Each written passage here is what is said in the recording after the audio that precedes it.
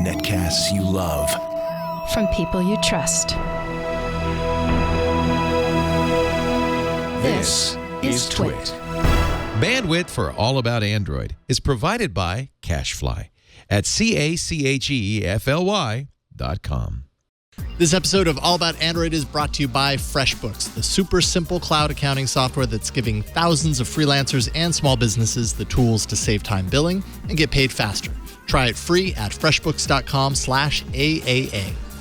And by Rocket Mortgage by Quicken Loans. Rocket Mortgage brings the mortgage process into the 21st century with a fast, easy, and completely online process. Check out Rocket Mortgage today at quickenloans.com/Android.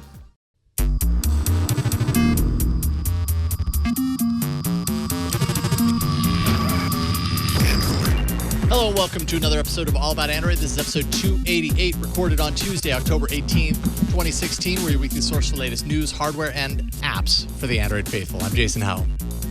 I'm Ron Richards. And I'm still Florence ION. You wait a minute, so your last name has not changed? No. Okay. Nope. Okay. Nope. That's cool. All right. My wife actually did the same thing. She's got the same It's the 21st century. Who wants She's to got get a rid of a byline. last name like ION? I know. True, Well, it's a good name, and you got a byline And to it's worry only about. 3 letters. It's so easy. Yeah. I mean, Ion is a pretty badass last name. So. I mean, I don't know why anyone would think about getting rid of that last name. So it works. Precisely. It works. Well, congratulations. Thank because you, I don't know, got married over the weekend. I did. Kind of a big deal. Yeah. And you're here on I'm a Tuesday. little tired. I can imagine. I'm still shocked you're here. I mean, bravo for the commitment to the All About Android beat. But congratulations. Congratulations. Thank you, Ron. I feel bad, though, because I did bring some pastries to the set from the wedding that actually have nougat in them. Mm-hmm. So Now, did you do that on purpose? Did you pre-plan the wedding pastries to have nougat in them, or was that just a happy accident? I'm trying to talk to my mom about how I can ship one of these to you. So I will hold It's it up okay, on my you don't product camera because it is a It's product. really good. This is, Oh, wow. This is what nougat looks like. This right here. It's in Wow. a wafer thing with nuts. Anyway, I'm not going gonna to take a bite right now. I had 3. It's not hard. You can. I know, but I've got lots of talking to do. Okay, this is true. It's really good. I'm sure it is. I'm going to save it. I'm going to make sure that it's part of my product camera all day. Okay. And then maybe I'll enjoy this a little bit later. All right. Hey, why don't we introduce some people instead of playing around with nougat? Thanks for bringing that in. I can't wait to eat it. But now is not the time because we've got not one, but 2 awesome people to introduce. First off, Duncan JAFFREY from Ozdroid.net. Duncan was actually in studio a couple of weeks ago with me on This Week in Google with me and Jeff Jarvis and Stacey Higginbotham, and we had a great time. So it was like, dude, come on All About Android. How's it going, Duncan? Going fantastic. Thanks for having me on. Absolutely. Had a great time in studio and looking forward to today. Yes, where it is tomorrow, but the morning tomorrow. So you're kind of in the future, and you just had your cup of coffee in the morning, I'm assuming. 1 or 2. I'm back to decent coffee finally. All right, excellent. Hey, what are you saying? Sorry, developers. I don't have any money left for you. It's good to have you here, Ozdroid.net. Also joining us, Andrew Martonik from Android Central. How's it going, Andrew? I'm doing just fine. It's the evening, but I'm still drinking coffee here as well. I've just emptied that one behind me. Well, I mean, you're a master of Starbucks coffee. Anyone who follows your Twitter feed knows that that's your alternate beat. Starbucks is not as good in San Francisco, though. It's actually acceptable. There's a big difference between how they make it in Seattle, which is like acceptable level, and then Starbucks here is just, they don't really care, I don't think. It's not good. I have thoughts on this. Interesting. Peasants. I know, We're just right? peasants. Second class Those are things Starbucks. Same goes for most of Manhattan as well. Every Starbucks is horrible. But yeah, that's a different story. I just kind of think of Starbucks as the McDonald's level of quality. You know what I mean? Not comparing Starbucks I had coffee to McDonald's the McDonald's, other day. although It was McDonald's pretty good. Yeah, okay. All I'm saying is when you go to McDonald's, if you go to McDonald's, there's a level of quality that you expect between them, right? And I think of Starbucks as the same. Like it's a big enough chain that they would all be the same. But I guess not. Well, you would think so, but like I said, I have standing here. I've spent a lot of time in a lot of Starbucks in a lot of cities, and Seattle, they just seem to care a little more. That's all I'm saying. All right, fair enough. Now I need to go to Seattle and just to check out the Starbucks, apparently. Well, it did. Yeah, I can point you to the good locations. Excellent. You got plenty to choose from. Excellent. All right, so we've got a lot to talk about. Obviously, we're going to be talking about the Google Pixel. That's actually the main reason that Andrew is joining us this evening. He's going to join to discuss his thoughts, and I'm sure we've got lots of questions on his time with the Google Pixel phones. We've also got the Sony XZ that Duncan has been spending some time with. Samsung leaked a new Chromebook Pro at just the right time, I might add. Diversion is a really powerful thing in these days of Samsung batteries. And Google's new Sprayscapes app and a whole lot more. We've got stuff to talk about, but we're going to start with the news and Google Pixel. If you want that same great taste and that double shot of energy, stick with Android News. Now I know what I forgot right before showtime. A double shot of energy. I should have gotten myself a cup of coffee. That's what we got for you here, Jason. Thank you. Appreciate it, Brian. All right, so Andrew, you wrote up. You had a video. I was actually trying to figure out exactly who did all the reviews at Android Central, because you did the video. Daniel Bader did some stuff. Alex Doby did the written review. Did you all get Pixel phones? Yeah, we actually had an embarrassment of riches where we had 2 Pixel XLs and a regular Pixel. And nice. So Alex Doby wrote our full-on review, is like 6,000 words or something when he was done with it. All the pretty pictures, all that good stuff. He actually wrote it mostly on a couple of planes. He was flying to Asia and the whole crazy thing. No distractions. So, right, no distractions at all, no problem. So he was working on that, and Daniel, who got the smaller Pixel, added in all of his thoughts on the smaller one, where we could say, here's the difference between the big and the small one, because, they're 95%, the same experience, or, 95% the same. So Daniel pitched in with all kinds of stuff like, about the smaller one in terms of battery life and the screen and how it is to use the smaller one. And then I wrote a more US-centric version of a review of just the XL, which is the one that I have, talking about how it lands in the carriers and compares in terms of pricing, because Alex can talk about the international version, more generally, but what it costs in the various different countries, it's a different discussion depending on where you are and how it compares. I know it's really expensive in terms of Canadian dollars, and that's a different discussion from how it is in the US or the UK, Europe, or wherever. So I took the US-centric approach and talked about that kind of stuff too. All right, so you spent a bunch of time, or at least the past, I think everybody's had these kind of a week to start with for the, more or less, give or take. What have your thoughts been in a week of living with this phone? Do you feel like it's living up to Google's self-professed hype on its own device?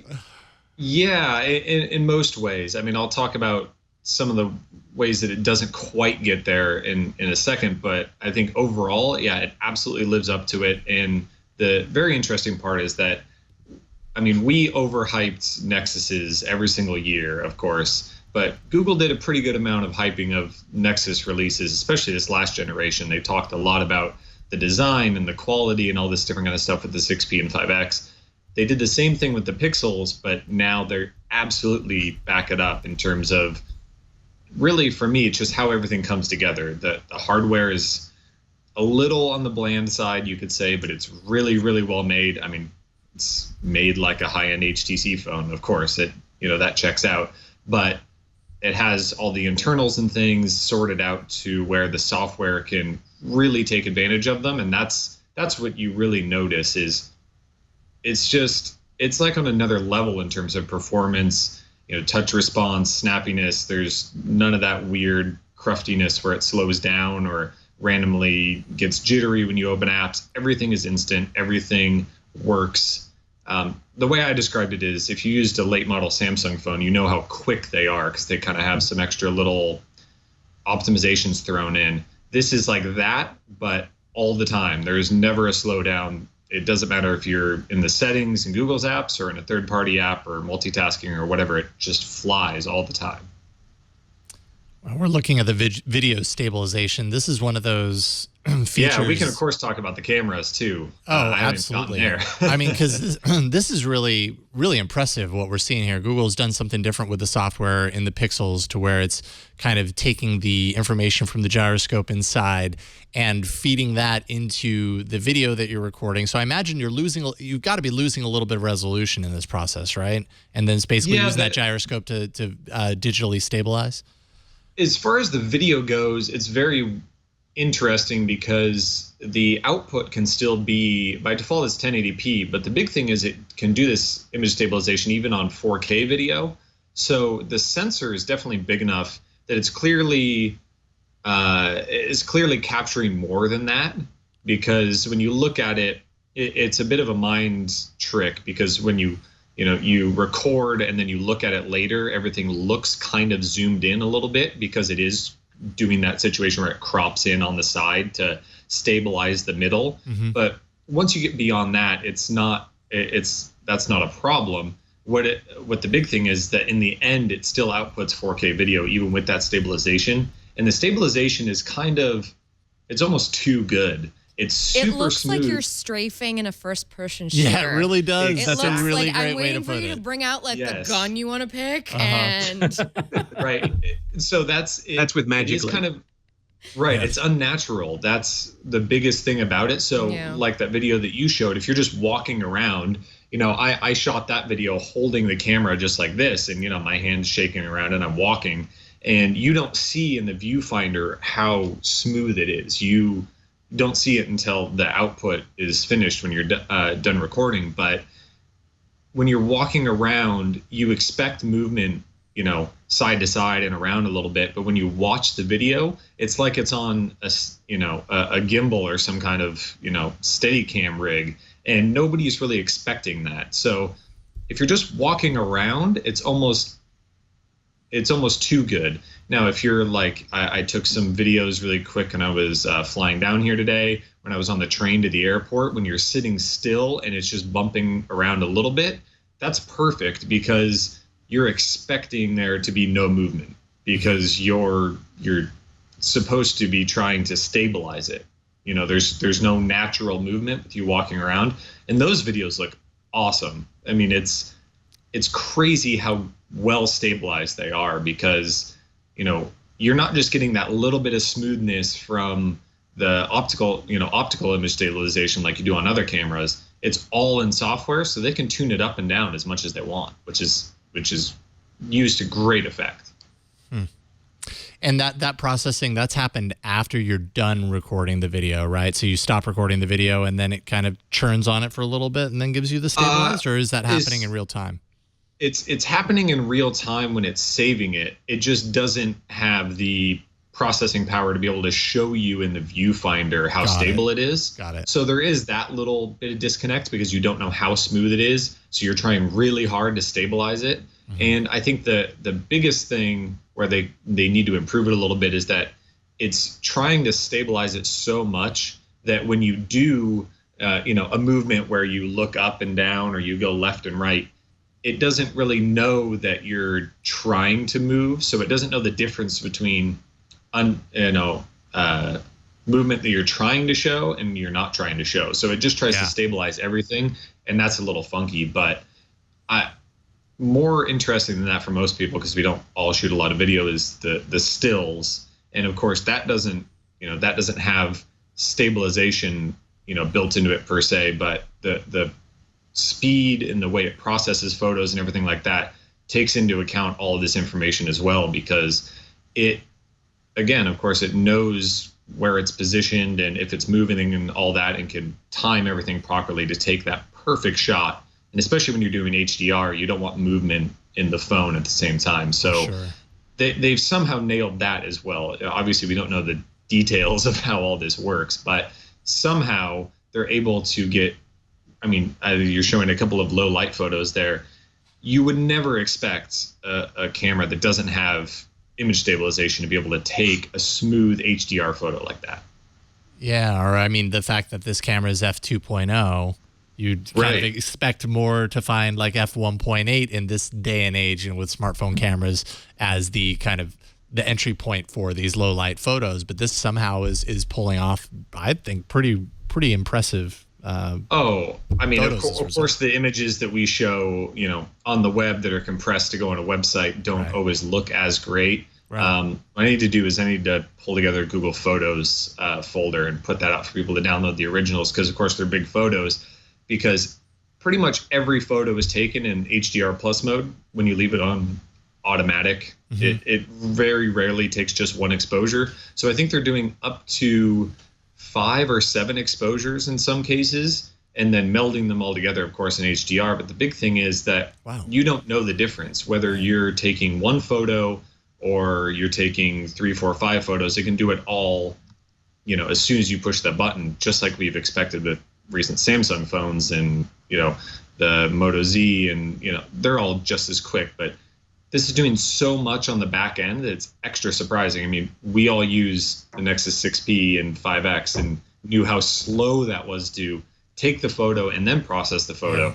This takes better photos and it does it instantly, that's the most impressive thing. It's not something you think about every single time because you just want it to be fast, but it's really impressive in terms of the performance when you actually want to dive into the specifics. What about, so obviously this is not vanilla, air quotes, vanilla Android, let's say. Yeah. With the Nexus devices, that's what, enthusiasts have come to really, one of many things that enthusiasts love about Nexus devices is, it's the true Android from Google itself. This is like Google's own layer on top of Android. Was that a good idea, do you think? Software enhancements, assistant built in, are these improvements that are going to help or hinder a device like the Pixel for reaching that wide, massive audience?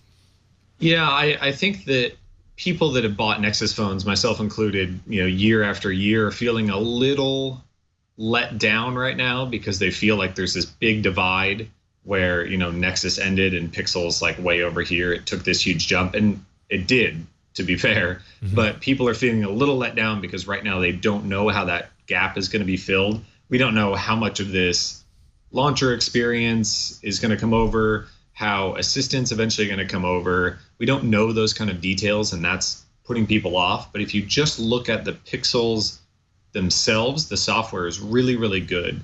Like I said, the performance and the responsiveness and all that, it's way smoother than the Nexus 6P, which I think we could agree was a pretty good performer, except for Flo doesn't really feel that way about it, I think. But I was having problems on the way over here, by the way. It was like I think you just I think you have a bad phone. I was Flo. about to throw it out the window while driving over here. Yeah, I don't think I've ever gotten to the point of wanting to throw the 6P out of the window, but the Pixels, same performance between both of them. There's never been a slowdown. I mean, I've used it for a week, obviously. I would think that I would have run into at least something at this point, using it every single day. But there's no slowdown. There's no hiccup or anything. So I think that's the most important part of the software to me. I know Jerry talked, 1 or 2 episodes ago about wanting the iPhone running Android. This is that level of everything is smooth and fast, and you just don't even think about it anymore. That I'm happy that it's been adopted, or they've reached that level. It's so fast. So the little visual changes, sure, like the launcher is a little different. It has some different colors and the 24/7 support. I hate the rounded icons because they're horrible, and I wish Google would figure that out already. But those things are almost secondary. Like, the Pixels are just super clean and simple and fast. And that's the important part, like you were saying, Jason, for reaching those tens of millions of general consumers, the people that are walking into the Verizon store, picking up the phone and seeing what it's like in like 20 minutes before they make a buying decision or, buy it the next day or something like that. Right. Those things are important. They don't want to pick up a phone that feels slow or they scroll through a web page and it janks along. Like, that's still a problem on some Android phones, and that's really, really bad. These don't have those problems. So, but I didn't have that problem on the Nexus 6P either. When I reviewed it, it was like a perfect experience. Sure. It was the new Marshmallow experience, so it was very clean and new to me. The stuff that I'm experiencing has happened in the last 6 months, and that was right before I signed up for the Nougat developer preview. So I want to know how this phone is going to last down the line, because I think that's ultimately where a lot of the frustrations come from users. Yeah. Like I don't. Yeah. Yeah. So that's. What I mean, that's why we always have this big section at the top of our reviews, as Flo knows, that it says how long we've used it, because, you know, we can't publish our first review after using it for 2 months or something. We always do follow-ups and things like that. Like I said, though, I think the big thing is you notice it the second that you take it out of the box. It's super, super fast. And then a week later, where I have it loaded up with 20 gigs of stuff and I'm using it every single day, still never slowed down any amount. It's never had a hiccup in any way. So that bodes really well for the future of, you know, the Pixel 6 months or 10 months down the line, when you're still using it and it's been loaded up even more. I mean, I don't know if they've completely gotten rid of every single possible slowdown, but right now they've figured that part out. Google Assistant is the other big feature, and I'm just not that excited, guys. It's not that good. So I mean, of course, we all used it inside of Allo, right? Because that's a different kind of interface where you can type to it. So Google Assistant on the Pixels is voice only. You can activate it with long pressing the home button, but it just sits there and listens to you and waits. And it doesn't have I like typing the assistant though, because maybe I want to do it on the DL. Like I don't want to, you know. Right? You're on a bus or whatever. Yeah. So I point out there on that video that you guys can see, this is the one time where you don't have to talk to it, and that's for the screen search, which replaces the Google Now on Tap functionality. But that's the only way you can get results or anything from it, is if you're on a web page or in an app, you can press and hold to launch Google Assistant. It'll do like a screen search type of thing, give you keywords and stuff like that. Other than that, it just pops up and asks you to talk to it. And there's no conversational thread like there is in Allo. I really like in Allo that it feels like you have this ongoing conversation with the assistant that's always sitting there waiting for you. In Google Assistant on the Pixels, at least right now, there's no threading like that. So as soon as you close Assistant, you just hit the home button. You can launch it 30 seconds later, and it's like it's never met you. It doesn't know anything other than, you know, your basic stuff in your account, you know, where you live, where you work, you know, stuff like that, your search history, all that kind of stuff. But it doesn't know what you just did. And that's what makes it far less useful. I mean, you can get beyond the voice thing. If it doesn't know what you just talked about 2 minutes ago, and you have to keep retelling it. I mean, I think that you should be able to say, you know, what's the weather like in San Francisco or whatever. That's always the general example. But if I close it and reopen it and say, and, you know, I should be able to see what my last question was and say, how about this weekend? You know, it should be able to keep that context going, and it doesn't do that. And on top of that, it's still very limited in terms of they're billing it as this, you know, natural language kind of thing where you can ask it things, but you still have to very much stay on the rails, where if you ask it kind of the wrong way, you get that clunky web search result back, like we're all used to from Google Voice Search last year, so where I found this on the web for you. Yeah, that's the signal of failure. When you get that back, you're like, oh man, I just wanted to do the thing, you know, and extend the awesomeness. Why some of the reviews that came out today on the web were so critical of the assistant. You know, granted, I understand it's half-baked from what I've read, but some reviewers were very critical of it, to call it just like completely useless. I don't know. Do you feel like it's a useless feature? Do you think it's really worth like a selling point for the Pixel?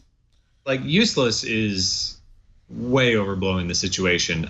The big thing for me is that the software component on the phone is really good. The voice transcription to text is always flawless. The keyword detection is really good. It's always fast. The results are always good, even on LTE. It's really quick. They've gotten that portion down. The portion that's not very good is the part that Google can update on the back end constantly. And I have to remember that there are only a few dozen people probably with the Pixel right now. and they're, it's only us feeding data in there.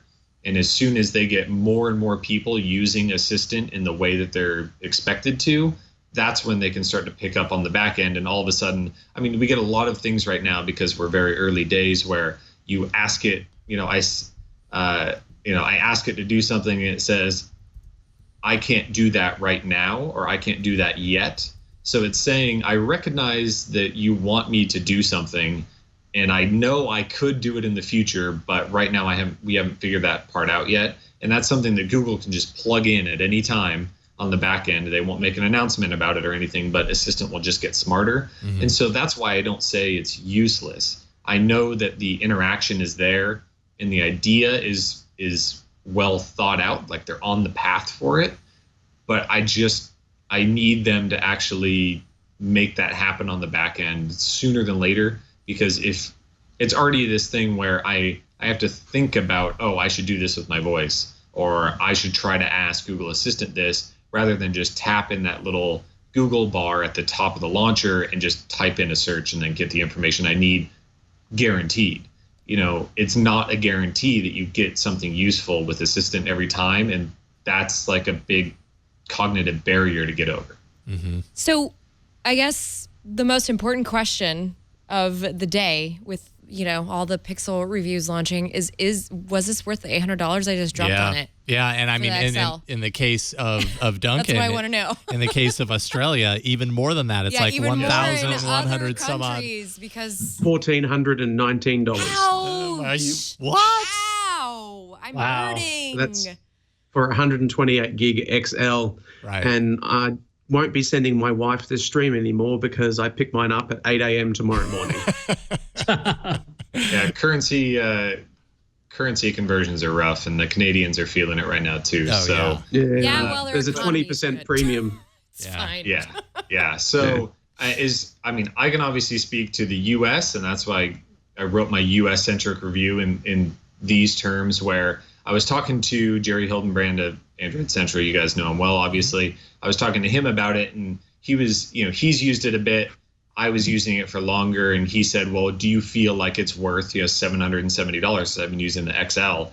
And I said that if any phone, if you've in your mind said, I'm going to spend $750+ on a phone, and you've justified that some phone is worth that to you, this is one that's worth it.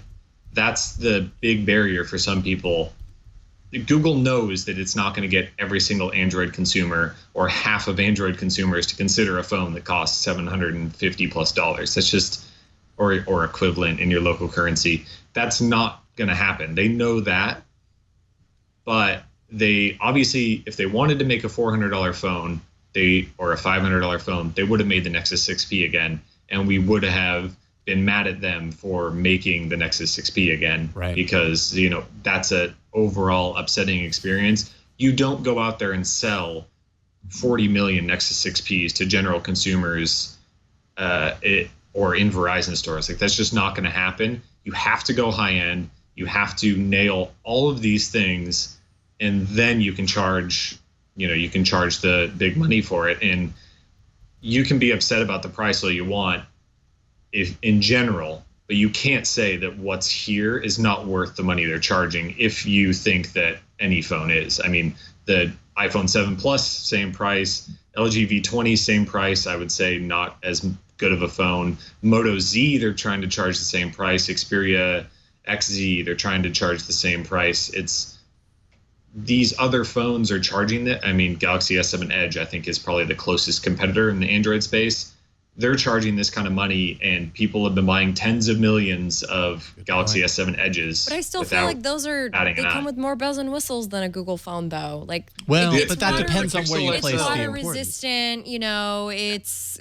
It's got the double ability, MST and the NFC, and it's got like the wireless charging, and it has like all these extra little bits to it, and the Pixel doesn't. It's just a phone that looks like an iPhone. And I bought it. No, come on. It does not look like an iPhone.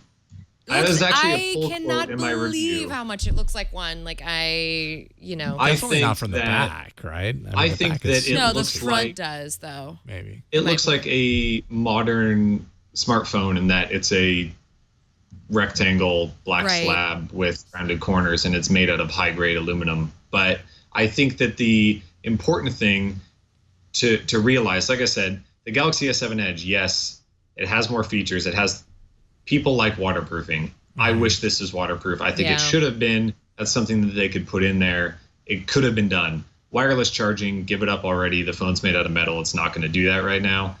Beyond that, it's not missing anything for me. And it's not all about multiple, like they're not trying to fill up a column of features to say Galaxy S7 Edge has X number of features. Pixel XL has Y number that is smaller than X. They don't care about that. I don't care about that because my problem with the Galaxy S7 Edge is not the hardware or the camera or how fast it is. It's that it has so many features that I can't even deal with it because they have all these duplicative apps and services and all the Samsung crap that's just in the way that I don't want that. I want the phone that's simpler, just does the Google things. I can download, I mean, I'm using a Gear Fit 2 right now. I downloaded S Health and the Gear Manager on here, and I can use that on this phone if I want it, but I don't want that stuff pre-installed if I don't.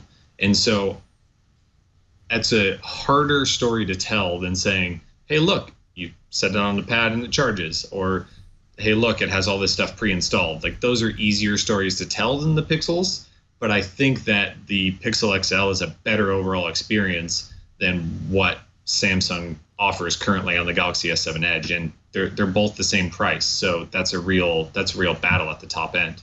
Yeah. Well, and I think building building on that also, I think this is really the first product of this line, whereas Samsung has been loading the Galaxies with functionality and different options and things like that. They've evolved to a point of waterproofing and things like this. They, Google set out and, they just wanted to build a phone that would be at that price point. It's clear they focused on the camera and they focused on battery life and processor and then the operating system. And I got to imagine bells and whistles will come with future iterations.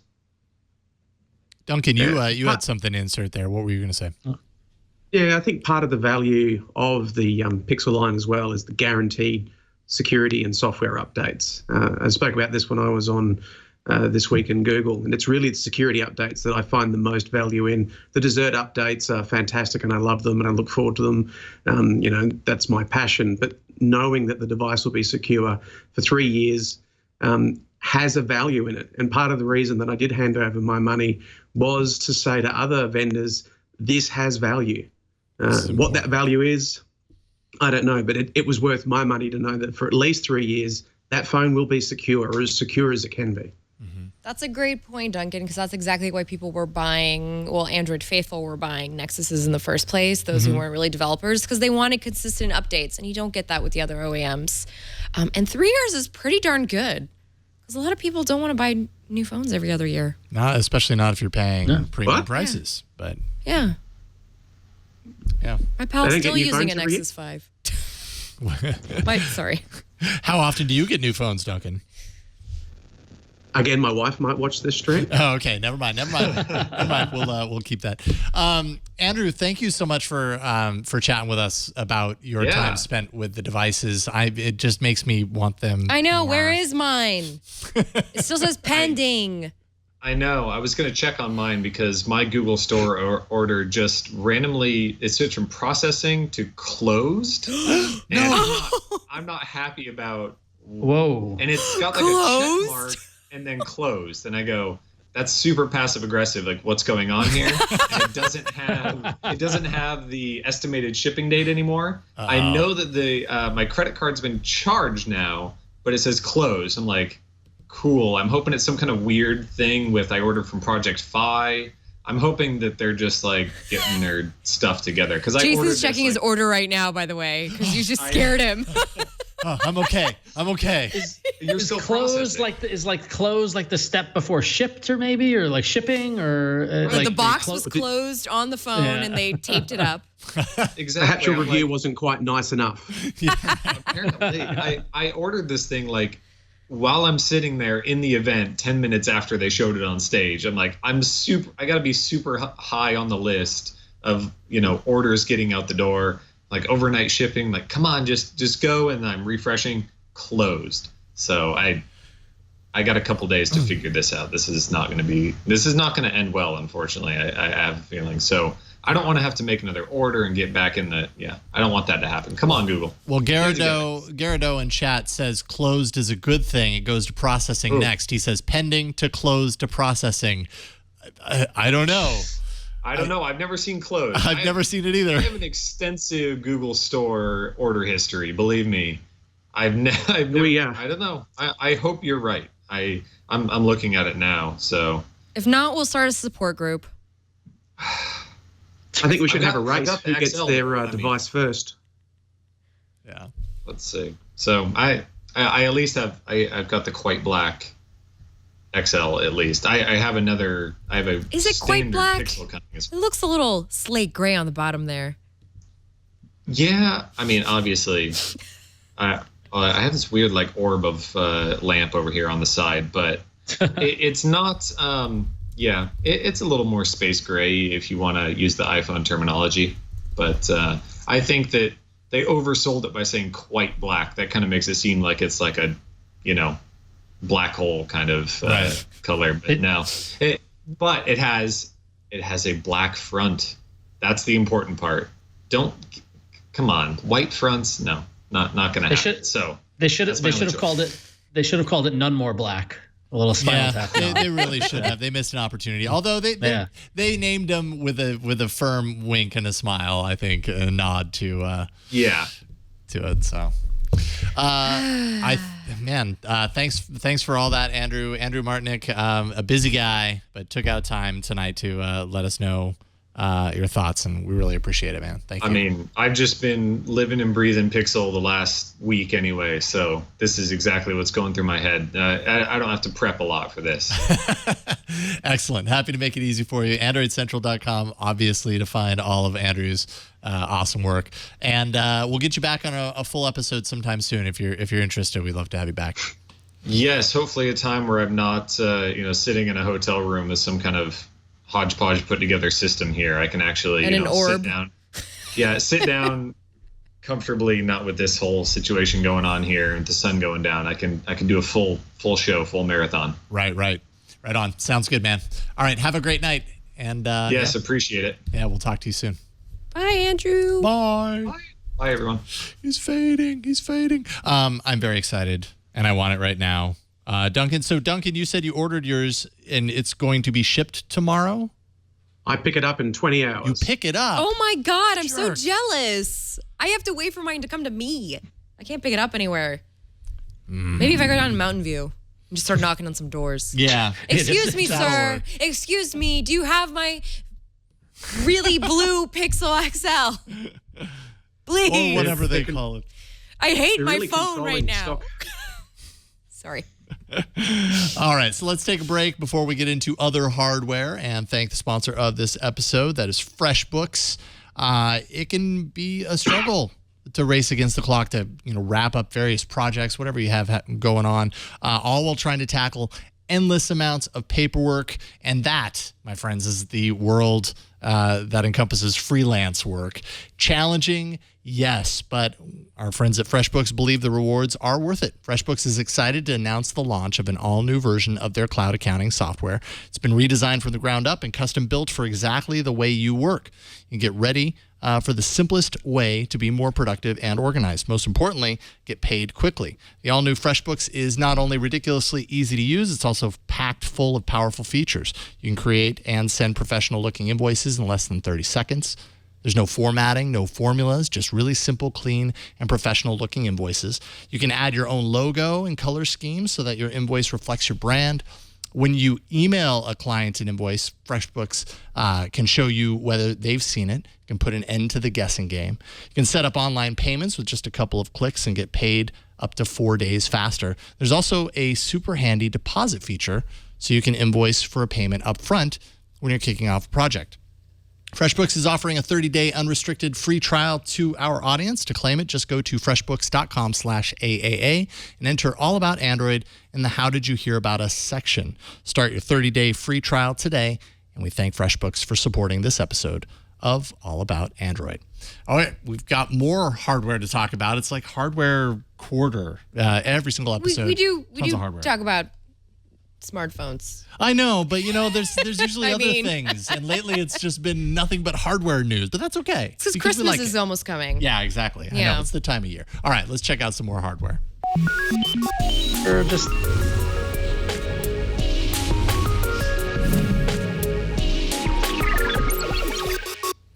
So let's see here. Duncan, you've been spending some time with the Sony XZ. Why don't you tell us a little bit about XZ? Tell us about your thoughts. What do you think? I do. So I have the international variant of the Sony XZ with functioning fingerprint sensor. Wow. No software tweak required. Look, it's a really nice device. It's been built really well. It's a bit divisive with some people. I don't know how clearly it can be seen. It's got really nice rounded edges all the way around. But then the top is like an obelisk. It's really quite flat and square, and you end up with a really weird rectangular profile. And a lot of people have loved that or hated that. I think that's just a personal preference. From a specification point of view, it's a 5.2-inch device with an LCD 1080p display. It's got a 23-megapixel rear shooter, a 30-megapixel front facer, powered by a Snapdragon 820 paired with 3 gigs of RAM and 32 or 64 gigs of storage. Now, it's got a 2,900 non-replaceable battery. It's got USB-C, which is nice with their the Sony's adaptive charging, which is a quick charging style protocol, but not quite the same as the... No, sorry, it is the Qualcomm quick charging, I'm sorry. It has a headphone port, as all phones should, and any phone that I ever buy will. Agreed. Like I said, fingerprint, all your standard radios and all those sorts of things. I think the big points are it is a very nice designed device. It's got the 2.5D glasses they seem to like these days with just those rounded corners. How does it perform? I think Sony does a really good job on their software. They skin it really lightly. It runs really quite nicely. Especially lately, yeah. Yeah, it's probably the last 2 years, do you think, Flo? It's sort of, they've really backed off, and I'd call it stock plus. It's just a little bit of adjustment. A lot of it is as it comes out of the box, and they've just changed some fonts and icons, and it's got a nice theming engine for those who like to do that, which is a bit easier than theming is on a stock device. So performance is fine, but the big elephant in the room with this is the camera. In Australia, it's selling for $1,000. So that's not quite at the Pixel territory like it seems to be in other markets. They have brought it in more dollar for dollar like it is selling elsewhere, which brings it at a lower price point. The camera is good when you get it open and you take photos. I'm still only a week into the device. I picked it up when I was in Sydney on a trip just late last week. But it's getting it to open. So it's got the standard separate shutter button that comes with Sony cameras, which is nice. But there is a noticeable lag. My device before this was a Note 7, and that thing booted really quick. You just double tap the power button and it starts straight up. Mm-hmm. It's not the same with this. You press and hold the shutter button, and there is a couple of seconds waiting for the software to turn on and the screen to come up. And I just think in a flagship device, that's just not good enough. I mean, I have missed inconsequential shots maybe now that my daughter's a bit older, but had my daughter been younger, I would have missed shots that at the time I felt were completely unmissable. Now, I've never gone back and looked at any of the unmissable shots I've ever taken, so I'm not sure how unmissable they really were. But in a top-tier device from a company that makes almost every sensor in every single phone, I still don't understand why their own software experience just isn't quite there. Like, it takes great photos when it loads, but the load speed and the shutter speed just isn't quite there for me. Duncan, I was actually having this conversation last night with my friend. Why is it that Sony makes all the sensors for the high-end flagships, but on their phones, it's just kind of meh? Meh. Software. Yeah. I put it down to software. Yeah. And Sony's never been a software company, as we have learned from their follies in the early aughts. That's true. I mean, if we look who had the really great cameras for the last couple of years, iPhone. I mean, we have to admit their cameras have been good for longer than Android. Samsung were then the first to step in with good cameras. LG quickly followed on the heels, which may be a surprise because I've never found them to be a great software maker. But they did something with the camera. They hired the right guy. Well, on their G4, their G5, their cameras are good. And, now the HTC 10 is getting there. It looks like Google has finally licked it because the 6P wasn't great and the 5X was horrendous. Same camera, very different experience in software. So it's software, is my opinion of why you take a great Exynos, not Exynos, whatever their sensors are, and you end up the with Exmor, I believe. Exmor, that's it. It's not that it's not a good sensor. It takes a great photo. It just doesn't take it quickly, and that to me says software. Bummer. Yeah, I know. And, I mean, you can have a great camera, but if there's a delay on there's no point. I mean, I feel like that's kind of one of the things about the 6P, kind of what we were talking about earlier, right? Like, you can take really great pictures with the 6P with that HDR+, but if it slows everything down... if it saves... well, okay, you've got it. You've got problems with your 6P. I've had great the day my experience Pixel comes, we're getting a hammer. Don't do it. No, it might explode. I almost want to challenge Flo to not use the Pixel, but get another 6P and see if you continue to have the same problems or not. Because that device is haunted. I really think the one you've got is haunted. I mean, there's a lot of monsters in Romanian folklore, so it's very possible. You never know. How about when I get my Pixel, you can have my 6P and you can use it. Yeah. I just like is it like some specific, like you're in the order you're installing and using apps is causing this to do something, like because how you can have such an awful experience and someone like Jason can have such a positive experience, I think it's either going to come down to the single device is defective or I don't know what you're doing, but it's I don't know. I'm writing about it right now, so we can talk about it later. Or maybe you'll get the Sony XZ, but I suppose that wouldn't solve your problem. So, yay or nay on the Sony XZ? What do you think, Duncan? If having a camera load really quickly isn't a top priority for you, then it's not a nay. But if excellent camera performance is there at the moment, I'm certainly not giving it a yay. My full review should be up in a week or two once I've had a chance to give it the full treatment. Yeah. But yeah, I mean, it is a great phone. It is well made. The styling may be divisive, but in a market where there are great cameras, you need to have the full package at the top end of the market. Yeah, for sure. All right, well, let's talk about something different, Ron. I mean, completely different, actually. Talk about something completely different. Something completely different. That's right. Thankfully, we're not talking about the Samsung Note 7 for now, but we are talking about Samsung in that, I don't know, in a way to get some heat off of the Note maybe or not, or maybe just a screw up. Samsung leaked a promotional page for a new Chromebook Pro, and this page has been taken down, but of course we got the details from this page while it was up. It's going to have a hexa-core rock chip processor, which is a great name, by the way, the hexa-core rock chip. 4 gig of RAM. It's got a 2K screen, 12.3-inch display, a 360-degree hinge made of aluminum. It comes with a stylus digital pen that slides into the side, which is the first for a Chromebook. And I got to wonder if this is recycled Note styluses. And for now, we're gonna assume that it's capable of running Android apps. The price that was listed was $499, but we have no idea when it's going to be officially announced. But Samsung is cooking up something cool for the laptop market. Maybe we shouldn't use cooking metaphors. Yeah, that's a good point. That's a very good. Look at how that stylus goes in like the phone, but it's the Chromebook. That's kind of cool. So.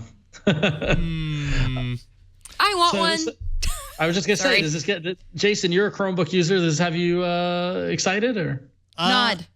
Well, yeah. I mean, it looks interesting. I think what I'm more fascinated by has been what I feel like we're seeing here is kind of evidence of what we've talked about in the past of these like controlled leaks, and they seem accidental.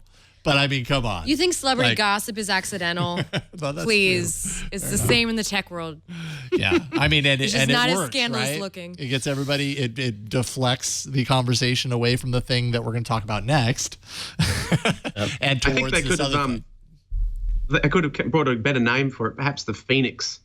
It could rise from the flames of the Note 7. The Samsung Phoenix. Can I just say this Chromebook Pro that supposedly exists or will exist reminds me a lot of the Note 10.1 that came out alongside the Note 3, which was kind of a cool product. The problem is it was really big, and I didn't want a very big tablet back then. But a laptop this size might be more open to it. Yeah. And to have the S Pen, which, how great it was on the Note 7 before everything went south. That's a nice marriage of technology, in my opinion.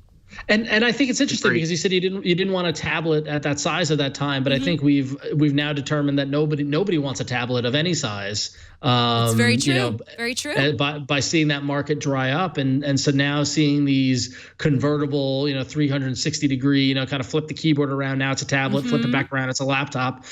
Could be a nice meeting in the middle. But I think adding the stylus pen shows, Samsung has a lot of R&D and a lot of stuff that they put into these devices, and now they're applying it across the line. I think it's promising. Mm-hmm. And they're going to have a lot of those extra S Pens hanging out, so they need devices to put them in. Which is a great segue to our next topic, because we're actually going to talk about the environmental impact of the Galaxy Note 7 travesty, which is what Motherboard, Vice's tech siphon called it. It's an environmental travesty. So think about all those Note 7s that have exploded. Think about all the ones that are getting that you can go to the airports now and get swapped out for a new phone, which I have to say, kind of a smart. I mean, I don't know how. It's a good move on Samsung's part. Hey, you can't fly with your phone. You need your phone. I'm going to swap it out for you. But then what it does with that phone, well, did you ever watch that documentary where they go to China and you see the giant piles of technology that children live on? Mm-hmm. Mm-hmm. Yeah. I mean, what happens to all of these? What happens to all of these? Do they get? Can they just rent the land that Atari buried all those ET cartridges in and just bury them there? That's in New Mexico, right? Yeah. New Mexico or Arizona, one of the two. It's down in the Southwest. Somewhere around there. I don't think it's big enough. You got to, exactly. Yeah, it's probably for a worldwide recall. Not exactly. big enough. Not big enough. You got to miss the days of the days when just burying stuff was okay. Right. What could possibly go wrong? No one's gonna ever care about this. Oh, out of good sight, fellas. out of mind. Yeah, that's true. The other sort of interesting thing that came out this week from the Note 7 camp, while we're on the subject, is a report from the Wall Street Journal that Samsung self-tested the batteries in its Galaxy Note 7. Now, typically manufacturers, including Apple, Microsoft, and Lenovo, who makes Motorola phones, they will go through a CTIA approved third-party battery testing company to get the batteries tested. This is to ensure that everything is purely objective, all the results are purely objective, and also the CTIA is a trade organization. So they maintain these standards with the IEEE, which is the International Electric Engineers, and I wrote this today and then I forgot what it stood for. But anyway, NASA works with them. Institute of Electrical and Electronics Engineers. There we go.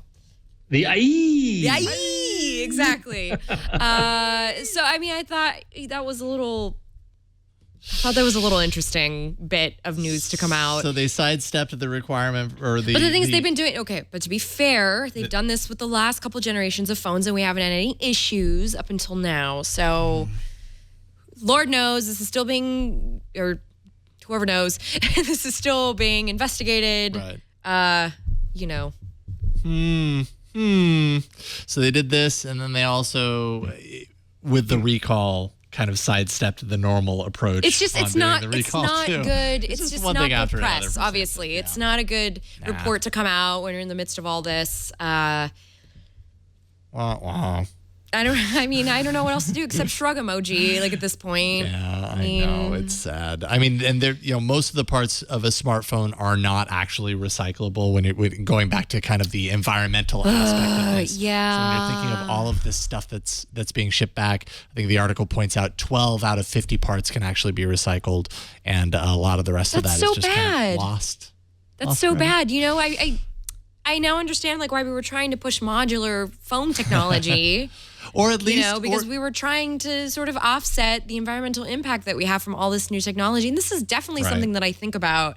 And I definitely scoffed when Apple was saying, "Oh, we recycle our technology. We're very conscious about it." I just thought that no, but that doesn't change the fact that you make a new phone every single year. Right.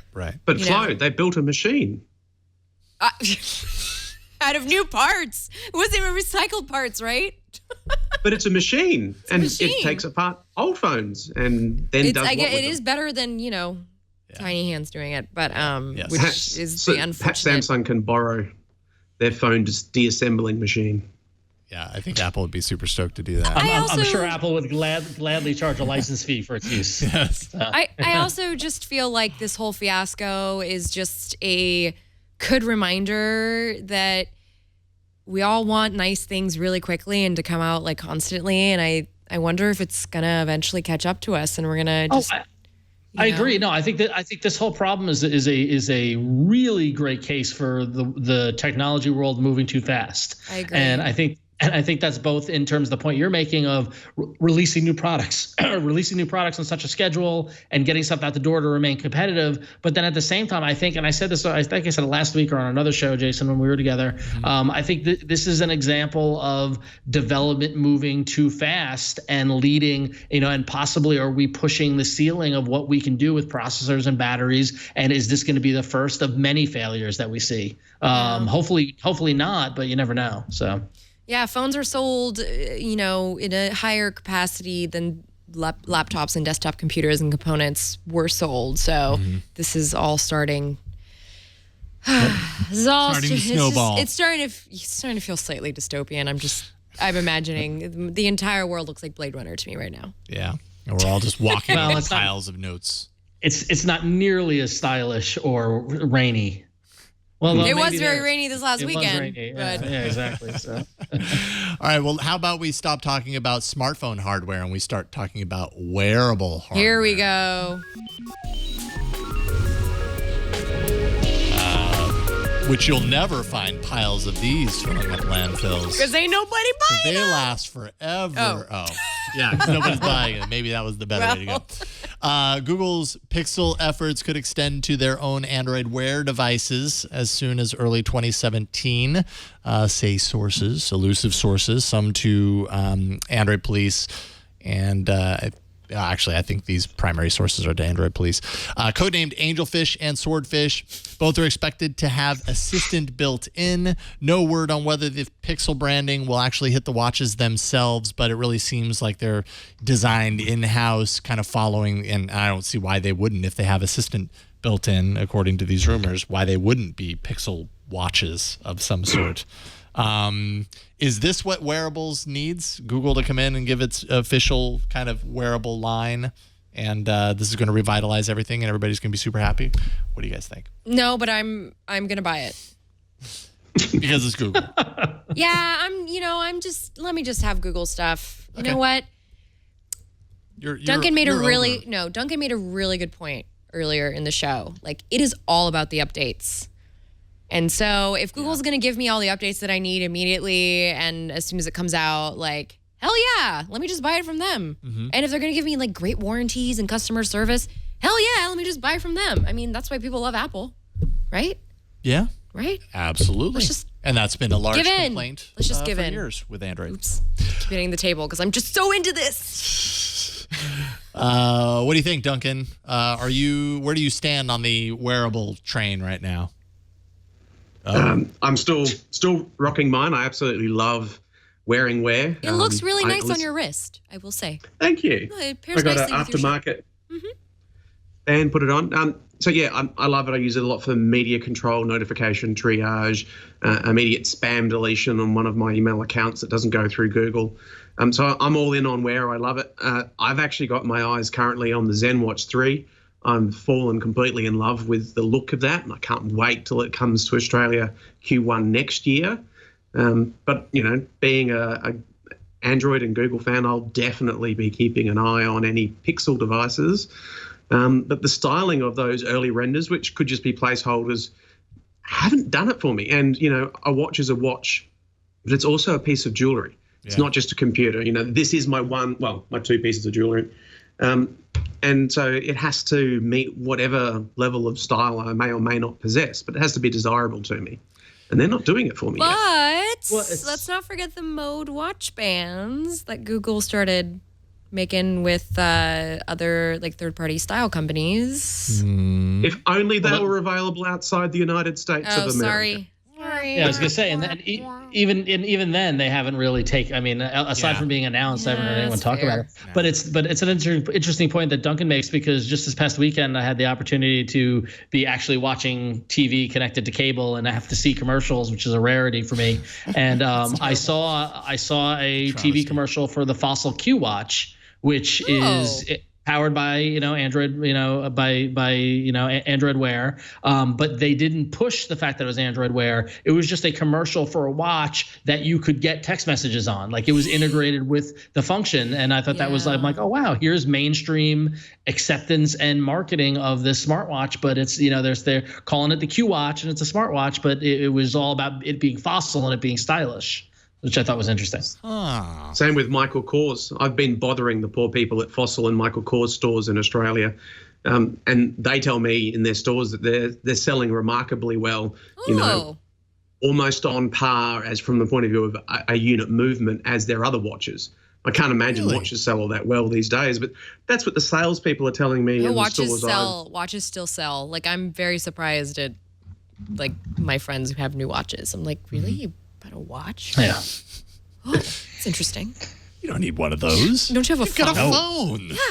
Or it's in the dash of your car. I mean, as far as the design of these watches in particular, if this is close to the final, I mean, what it really reminds me of is the Chromebook Pixel.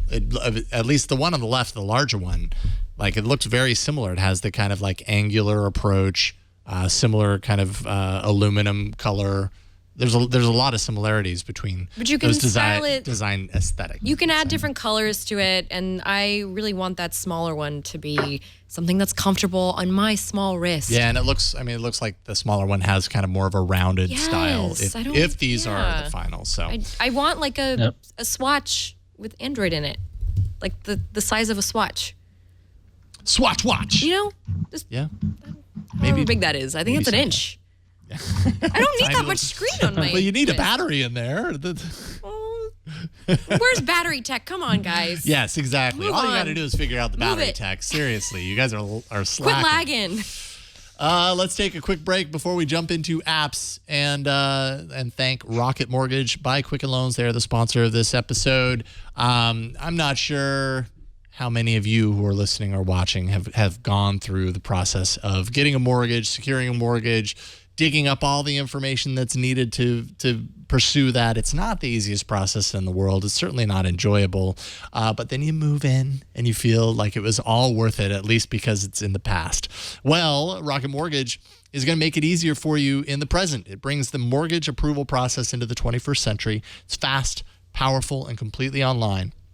Rocket Mortgage has taken all the complicated, time-consuming parts of applying for a mortgage out of the equation. So if you hate searching through stacks of old files and paperwork, this is going to take care of it. With Rocket Mortgage, you can easily share your bank statements and pay stubs at the touch of a button, helping you get approved in minutes for a custom mortgage solution that's been tailored to your unique financial situation. Even better, with Rocket Mortgage, you can do all of this on your phone or your tablet. It's a quick online process. You can manage it from the convenience of your couch. So if you're looking to refinance your mortgage or buy a home, check out Rocket Mortgage today at quickenloans.com/Android. That's quickenloans.com/Android. FedEx.com/Android, equal housing lender, licensed in all 50 states, NMLS, consumeraccess.org, number 3030. And we thank Rocket Mortgage by Quicken Loans for their support. All right, we're going to do rapid fire apps segment because we're a little long. Pew, pew, pew. Pew, pew, pew, pew, pew, pew. Those were Note 7s launching into space. Is that Sorry. what that is? Oh, jeez. All right, so Google released a fun little experiment app that I saw last week, and I was like, ooh, this is interesting. It's called Sprayscape, and basically allows you to very quickly make 360-degree landscapes. And because it seems as if the processing power behind the app is quite low, they end up looking quite surreal. Because they're not putting a lot of time into stitching the images together, but they're pretty cool in this world of these. I'm seeing on Facebook and other things a lot of these 360 videos, and yeah, Jason's got it there. So it's a virtual drug trip. It's pretty much what it is. Really weird. It's not the easiest thing to explain. It reminds me of Photosphere, kind of. Yeah, it's definitely a photosphere On kind of, mushrooms? Yeah. I'm sorry. I just... Pretty much. It's basically as you can see there, you move the phone around and you tap the screen to take an image of the angle that you're looking at that point, and it really looks as if it's doing little to no stitching at all. All it's really doing is jamming. It's jamming those images together and then like smearing the focus points around the image that you took. The demo makes it look awesome, and there they are in Grand Central Station. Look how great it looks in the demo. Yeah. I played with it in my apartment, and I was like, oh God, this looks awful. So yeah. I don't know. A for effort, I suppose. Yeah. I mean, it's a weird interface. That was cool. It's a weird interface too, because like once you take it, then it saves it to a library and you could share it. But it's like this looks very like quick. Like it looks like they bang this out and put it out there just to see what people do with it. Yeah, it's like a Paint app smashed up with Photosphere. I don't think anything about this is meant to be like take photospheres and attach it to Google Maps for, you know what I mean? It's pretty much Unless we had it's this crazy Burning idea Man. and this is what it came out. What happened? Was that? Sorry. Was this a lesson learned from Burning Man? I've never been to Burning Man, unfortunately, but I was just. Well, Google goes making jokes, but you know what? Oh, sorry, Google, go away. Hush, you. I didn't say. No, not you. The phone. Yeah, How dare you? It was very rude interrupting. I'm kidding. You also can live virtually with a keyboard with Google's new virtual reality keyboard. It's exactly what it sounds like. It's the Google keyboard that you have on your phone now, presuming you're using it, and it just is up in the air. And you'll have your day. So this is meant for Daydream. It's meant for Daydream. Yes. Yet. Not out yet. And also don't try and, so Android Police has the APK. Don't try and install it because it's not going to work, especially if you have the 6P the phones aren't Daydream ready. So what are you doing? Don't do that.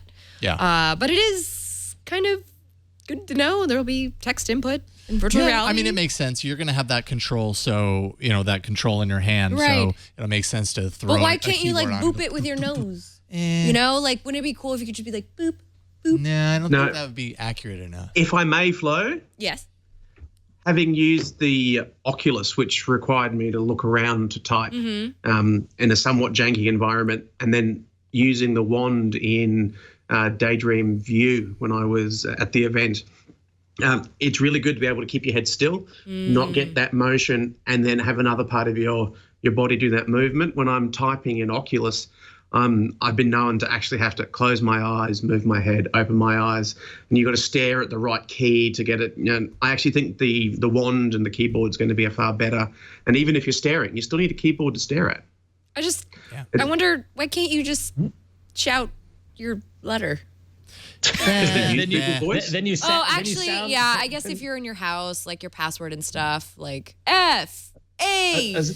Then you sound like a crazy person to match how you look like a crazy person while you're using it. 7 Q exclamation point. Yes. It also makes it consistent by having, we've all used apps with different keyboards or different this or different that. And they're really taking a heavy guiding hand with this platform. Yeah. So if you uninstall this, some of your apps won't work because it's dependent. on having that keyboard. And I think that shows the level they're going to with Daydream to make sure that there's a consistent and pleasing user experience and a non-nauseating one, which is something different than other platforms they've dealt with. I guess that would suck, getting nauseated while putting in your password to play like a game. And you're like, well, not playing that anymore. I just almost barfed. My password is, ooh! How do you type that? BRGHGHGH exclamation point. Is that something like that? And finally, I was just happy to see this. I mean, this is basically Google Apps update section, essentially, because I ran out of time to pull anything more creative than that. But I'm really happy to see this one particular update to Google Photos. So Photos has a lot of AI happening behind the scenes. They're expanding that to do a few other things. Some things that are kind of cool, like recognizing two people and like grouping all of those photos together for the past year of like you and another person, or tracking the year of one single person, so like a baby grows up or whatever. So that's kind of cool. But the thing that I'm really excited about is automatic detection of photos that are sideways and making them right side up. Because I've been wondering for like the last year and a half, like, this should be the easiest thing for any AI to do, I have to imagine. I've never programmed an AI or worked with an AI behind the scenes, so I guess I don't actually know from which. It's probably easier than having to rotate every photo before you upload to the internet and then realizing that it uploaded incorrectly. Exactly, and then you got to go in. Then you got to delete it from the CMS, and then you have to rotate it with Command R. That AI probably actually knows what a horizon is. It probably knows that the eyes and the mouth are sideways and not eyes above the mouth or whatever. Like, this seemed like the easiest thing in the world. So I'm happy they finally have it. What if I do have eyes on the side of my mouth? It's going to discriminate? I don't know. Maybe then you just have to undo it, I guess. You are left out in the cold in that case. That's all I got. See? Don't judge me. This is reality. Don't judge me. This is reality. You wish your hair could do this. We've been correcting Flo's camera all along. This is what normal reality looks smiling. like. Oh, wait a minute. I'm upside down, too. That's not going to work. All right. Hey, why don't we review some apps in the arena? Oh. So many enter, but only one lives. We are behind. Fighting. So much bacteria in my kombucha today, by the way. Oh, really? Yeah, I've been trying not to swallow them. Even though I know it's the whole point of kombucha, but anyway. How do you know that there's... Oh, man, this is just one to remember, isn't it? So let's take a look at last week's apps and see where we landed here. Whoa, there's a tie. Whoa. Is it?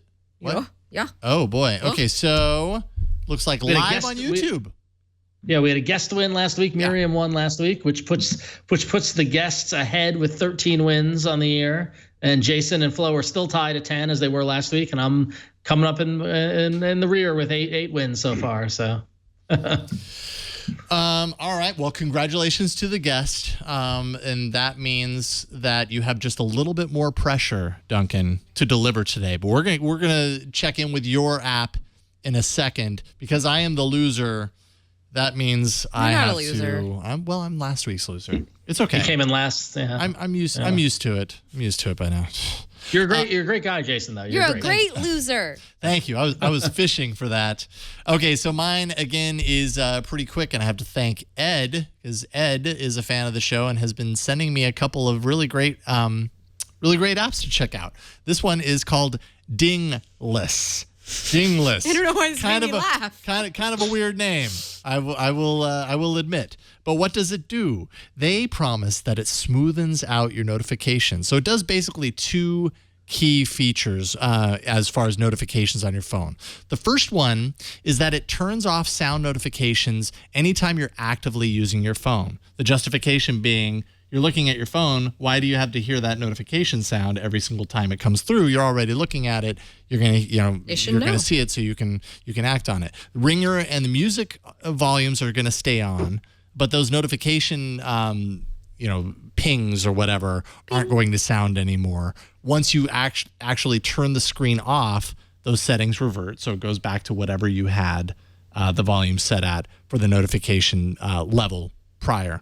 And then another one is this is grouping notification sounds. So when you're in rest mode on your phone, have you ever had the situation where you get a bunch of messages from somebody in Hangouts or something, and every single time it comes through, it's like, ba-ding, ba-ding, or a text ba-ding, message, like a long thread, ba-ding, and then it just keeps vibrating on the table, and you're like, calm down. Exactly, and you're like, stop doing that. I mean, and by the way, there's really not a whole lot to show in this app. It's more describing what it does when you turn it on. But in rest mode, what this will do is this will group notification sounds together so that you can group them within a certain time period. If multiples come in inside of 30 seconds, 60 seconds, or 90 seconds, it will just sound a single notification for that within that time frame. So it'll kind of cut down on the noise pollution. Conscientious notifications. That's right. And then, of course, you can set the volume for how those come through as well. It's, it's just kind of one of those apps that does a couple of things, does it really well. And I like it. Some people want this type of control with notifications. Now you can get it. It's called Dingless. Weird name. Kind of feels weird saying it out loud, to be honest. And it kind of looks weird. Yeah, I'm not going to go into what it seems like. I'm just going to say that it's a good app and you should check it out. And it's free. And thanks again to Ed for sending me suggestions, because I love it when it works out like that. Okay, Ron, you are not going next because you are the winnerist of last week's winningest person. Flo, you're up next. Well, guys, I don't profess to be any sort of gym rat. I'm definitely not. But I have, as we age, we do have to find a way to keep ourselves feeling young on the inside, at least our organs. So I've been using this app called Gymprovise, which I want to say Tony told me about the last time he was here, which was quite a while ago. I want to say he told me about this. But anyway, I found it in the Google Play Store, and I've been, you feel kind of stupid when you walk into the gym and you're like, I have no idea what any of these machines do. Well, you don't have to ask anyone because Gymprovise will tell you, and it'll make a little, it'll actually make a sequence for you. So you can choose they'll put together a little sequence. So let's say, I'm at the gym and I'm like, I want to get some upper body, lower body. Oh, so first of all, you can specify your gender. So we'll go by the type of body you have. So women, it will focus more on like the legs for you, and men, it'll focus more on upper body. Buff. Yeah, well, Yeah. Mm-hmm. So this one's nice because it will just tell you what to do. So when you go to the gym, it'll tell you which machine to use and give you these nice symbols that show you what machine to go to. Of course, some of them get a little scary because, you kind of need a spotter for some of the weights. But it's nice just to be able to understand and know how many reps you have to do with the different machines at the gym. The nice thing about this, too, is that it will track everything for you. So it has like little logs. Don't laugh at me. I haven't been all month. So it has like little logs. It'll tell you when you went, what you did, how long you did it for, that sort of thing. And it has a nice, when you do start the program, it has a timer so that you can, if you use a third-party logging app like I do, I use the Under Armour Record, I can just input it in there, all the stats, and then it'll convert, that app will use the calorie conversion for me, which is great. And also, it offers a progress chart, and it actually has music controls inside. So you can integrate this with Spotify, so that way you don't have to flip back and forth between the Spotify UI or, bring down the notification shade to shuffle songs. So yeah, Gymprovise. Now there is a free version of Gymprovise. I used the paid version. I believe it was about $4.99 to unlock it. Can never see it after you install it. So I don't remember how much I paid for it, but I know you have will tell you, load it in a different browser or something like that. I will tell you, it's been worth the money. Just for helping me figure out how to use the machine, so I don't look like a total dodo. Do not or a dingus, as some would say. Or a dingless. Dingus. Brian giggled, by the way.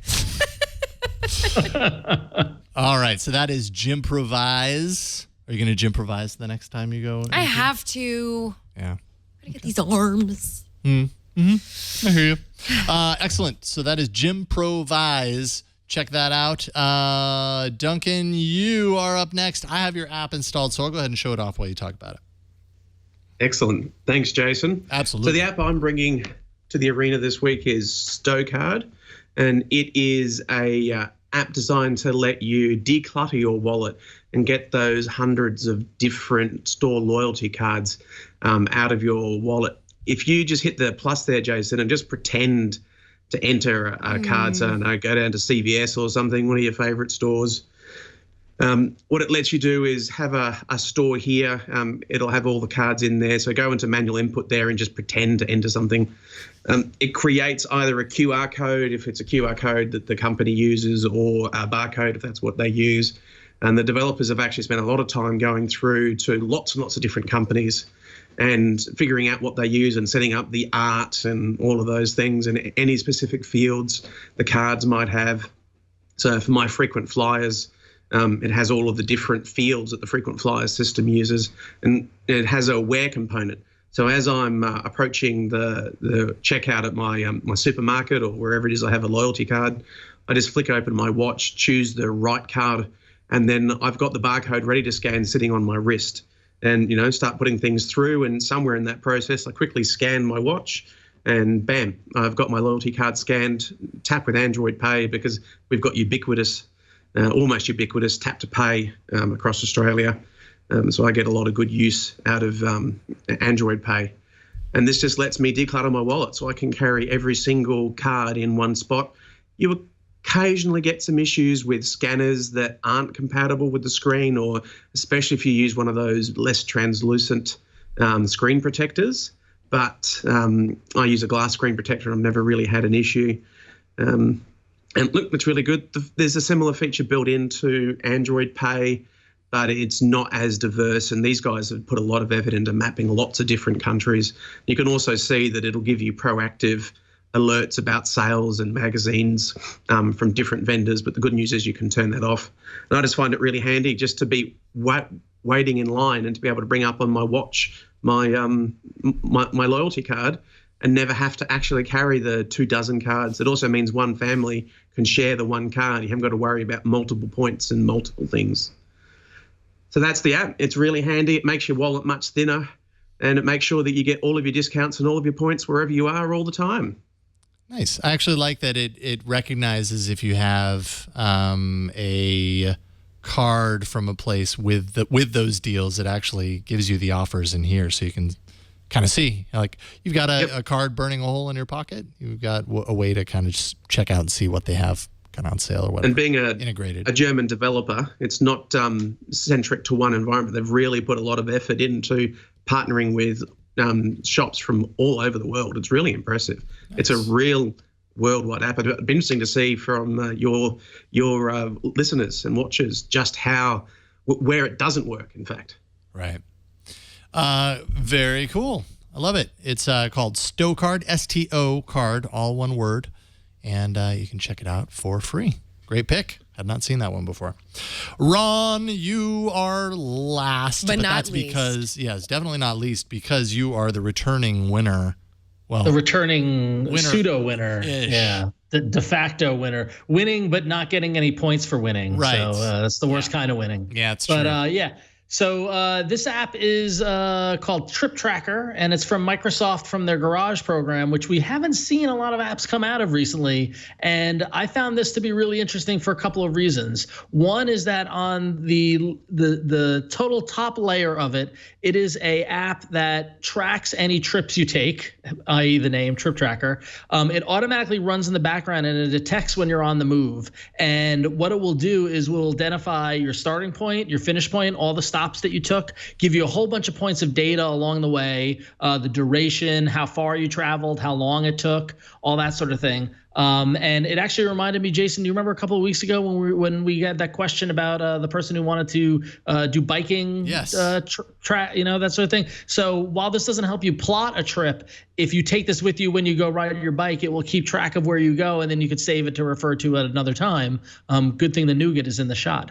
So what it does is that it does all this really neat stuff in behind the scenes. So you don't actually need to activate it. All you need to do is that one button along the top where you say trip recording on or off. And that's pretty much it. And then it just tracks wherever you go, uses geographic data, and it gives you a lot of great information about where you go. Now, the deeper layer of this is that this is kind of a Trojan horse app, because this is it's got a neat little bit of functionality. But if you were a developer or you're somebody who's looking into creating an app or working with folks who are creating an app, this is actually Microsoft showing off their platform that they call Loop, which is Microsoft's location and observation platform. And what is really interesting is that Loop is available as an SDK for both Android and iOS. It gives you a ton of location, insight, and analytics. And what's even more interesting is that they've put up the code to this app up on GitHub. So you can see how they built this app. You can take it apart. You can make your own. You can add things. You can use the Loop platform to add different functionality and make your own app. So it's kind of like a springboard platform for developers to use geolocation and observation services from this Loop platform. So I thought that was really cool and kind of neat of Microsoft to not only create a pretty good looking app that works really well. I tested it today. I was going around New York City and it was really accurate in the tracking. But then also the fact that they are making this SDK available to developers, and they're making the code to this app available. And you can find all that information on the Google Play store listing for this app. They've got links to the Loop platform as well as to stuff in GitHub and all that sort of stuff. So kind of neat. But yeah, so it works. It does exactly what it says, and it's a great springboard if you want to make your own app to do something very similar. So nice. I like the look of it too. It's got a nice. Yeah, no, the design is actually really nice. It's very simple. It's got a touch of material, but it looks unique. It's got I mean, I was impressed when I saw it. So yeah, nice. All right, that is Trip Tracker by this little startup called Microsoft. But Microsoft Garage sort of thing. That Bill Gates is going to get somewhere soon. Yeah, someday. I like the Microsoft Garage because it's like this little scrappy. They're just making stuff. I feel like maybe Microsoft doesn't know they're doing it, and it's only a matter of time before they get caught. But they just keep cranking out these neat little apps that I don't know why they're doing it. But I was looking into this Loop platform, and it looks to be pretty robust. So not only are they making apps, but they're making these data level SDKs that developers can use, and they're doing their best to stay competitive. So good job, Microsoft. Way to go. Awesome. So we've got 4 apps in the arena this week for you to vote on. One of them, your favorite, hopefully. Choose wisely. Choose wisely. And don't tell anyone except for the fact that you're placing a vote publicly. If you go to bit.ly/AAA vote 288, you can vote for either Dingless. What will Brian vote for? Jimprovise, Stokard, or Trip Tracker.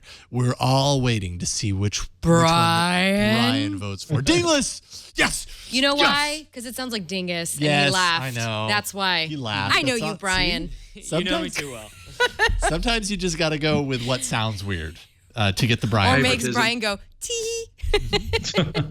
Whatever it takes. Bit.ly/AAA vote 288, or you can go to the All About Android community in Google+. It's always pinned to the top there. You'll find it there. That's it. That's all we got. We're done. Put a fork in this Murder, She Wrote dessert. And it's Nugget Bits, by the way. Oh, okay. Shut it down. Nugget. We're out. Excellent. Thank you. Good night. Nugget Bits. Although I will say the wafery aspect of this. Oh, that's good. Does that look good, right? That's good. It's Nugget Bits and Nut Bits. That's what helps it stick together, and then lots of caramel. That's better than a lot of nougat things I've had. Not That's bad. really good. That's really good. I can't wait to eat more than just the tiny corner over there. And I will do that when the show is over. But first, got to thank Duncan JAFFREY for joining us on the show today. Really a pleasure getting you on the show. Thank you so much, Duncan. No, thank you very much for having me back. It's been awesome. Absolutely. So tell people what you want them to know as far as the work you're doing at Osdroid, where they can follow all the stuff that you're doing online. I think the best place to follow me would be on osdroid.net. We put our first look at the Pixel device up today. We think it's such an important device that doing a review in such a short turnaround just wouldn't do it justice. I mean, this is the seminal device for 2016. It is Google's first piece of hardware, so we're going to give it a long, slow consideration. That said, we did put up a quite detailed first look at the device, and you can find that on osdroid.net now. And then in the coming weeks, we're going to have a separate Pixel XL and a Pixel post. By the time that goes up, I think every single writer in Osdroid is going to have a Pixel, and so it's going to be an all-hands style post. You can follow me on Twitter at DunJaffrey. I not overly active there, but I'll come out with random thoughts and attack the Australian banking sector for their failure to adopt mobile wallets every now and then. So, if that's your bag, that's where you can find me. Excellent, Duncan. Thank you again, and we'll definitely have to get you back on and do a follow-up and see how living life with the new Pixel has become and if you got in trouble with your wife for buying it. Thanks again. Ron, what about you? What's up? Yes, not much. Okay. How you doing? So what's going on? What you doing on Friday? What's going on? I'm hanging in. But yeah, so go to follow me at twitter.com/RonXO, where you can see all my adventures, and working on a new project that's going to be launching hopefully in late October, early November, new podcast. So stay tuned for that. But go to ifanboy.com for comic books, and yeah, just keep it on. Excellent. Well, keep on keeping oning. Okay. I will. Okay. Flo, what about you? What am I doing? Well, Yes. while I'm waiting for the Pixel XL and also ruining the day I ever brought the 6P into my life, I will be covering the Le Echo event tomorrow with Andrew Martonik Excellent. from Android Central. That was very drawn out. I almost accidentally butchered Andrew's last name. I know how to say his last name. I probably but actually did butcher it. I got tongue twisted there for a second, and I apologize to my new coworker. Don't worry. I think I butchered his last name too, and I've said it a million times. But yeah, we'll be there tomorrow. Please follow Android Central on Instagram and Android_Central on Snapchat, because that's where I'll be tomorrow. Excellent. As I'm looking at the new Be whatever Le Echo's doing in the United States of America. Le Echo. Yeah. Brian, what about you? Well, I don't have a camera. I've been doing some stuff for screensavers recently. Did a Acer Aspire 13S review. If you want to check that out, that's on our YouTube page. But also doing a beer know-how tomorrow. Really? What time? So, I'm going to a brewery to go do some filming to show how they do bottling and how they actually make the beer, and then, of course, what it tastes like at the end. Yeah, got it. But we're doing brew how and know how, and once Padre's back, we'll show you all the details of which brew kit was the best and stuff. But otherwise, you can follow me at cranky_hippo, and yeah, that's about it. Excellent. Also, one last thing. Yes. Not to interject, but I am going to be on the new screensavers this weekend. So if you have any burning questions that are burning you, and it's not your Note 7. Or maybe it is. That would be a good question too. Tweet at me. Yeah. Or send email it to the new screensavers at twit.tv. That was coordinated, wasn't it? Very good. Very well done. New screensavers at twit.tv. You can find me at about.me/Jason Howell. This is the only show or time ever in anything that I do that I use that URL. It's weird. Does anyone use about.me anymore? It's really kind of. I mean, it used to be perfect. It was perfect for our needs, and then they redesigned it. Now it's not so much. Yeah, it's like terrible looking now. Maybe I need to change that. I just realized the other day, I was like, wait a minute, I'm still saying about.me/Jason Howell. No one's using that anymore. But I guess all this stuff is there, so whatever. You got all you need there.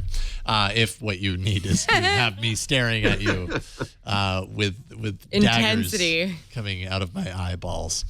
But that is it for this week's show. Thank you so much, as always, for joining us, and thanks again to Andrew and to Duncan for joining us as guests today. Leave us a voicemail, 347-SHOW-AAA. You can send us emails or video mails or both, AAA@twit.tv. You can find us on Twitter. We are at Android Show. We have a subreddit, twitaaa.reddit.com. Show notes and past episodes can be found at twit.tv/AAA. Everything is there. Also, YouTube and iTunes for past episodes. I mean, pretty much anywhere you can find podcasts, you'll find us. And you can catch us live every Tuesday. I don't know if 5:30 is the time anymore, but we'll just go ahead and say 5:30 p.m. Pacific at twit.tv/live. Things get a late start these days. Anyways, that's it for this week. We'll see you next week on another episode of All About Android. Bye, everyone. Bye.